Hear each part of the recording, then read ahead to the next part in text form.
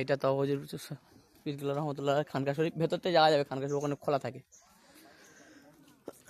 এটা মাদ্রাসা পীরকেবলা রহমতুল্লাহ, মসজিদ, এটা মাদ্রাসা। এই বসার জায়গা, সৌন্দর্য দেখতে হলে তওবাজুর পীরকেবলা রহমতুল্লাহ দরবার শরীফে আসতে হবে। পুরপুরা শরীফ যে সৌন্দর্য বানিয়েছে উনি, যে ঐতিহ্য, ঘর, মাদ্রাসা, এটা মাদ্রাসা।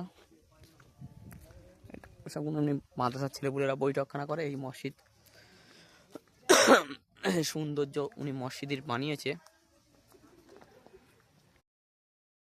এটা তওবাজুর পীরকেবলা রহমতুল্লাহ খানকা শরীফ, ভেতর থেকে যাওয়া যাবে, খানকা শরীফ ওখানে খোলা থাকে। এটা মাদ্রাসা পীরকেবলা রহমতুল্লাহ, মসজিদ, এটা মাদ্রাসা।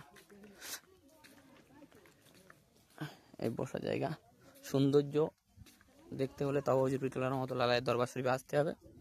পুরপুরা শরীফ যে সৌন্দর্য বানিয়েছে উনি, যে ঐতিহ্য, ঘর, মাদ্রাসা,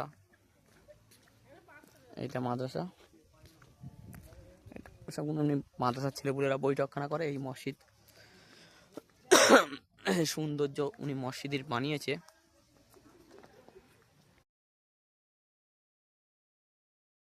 এটা তওবাজুর পীরকেবলা রহমতুল্লাহ খানকা শরীফ, ভেতর থেকে যাওয়া যাবে, খানকা শরীফ ওখানে খোলা থাকে।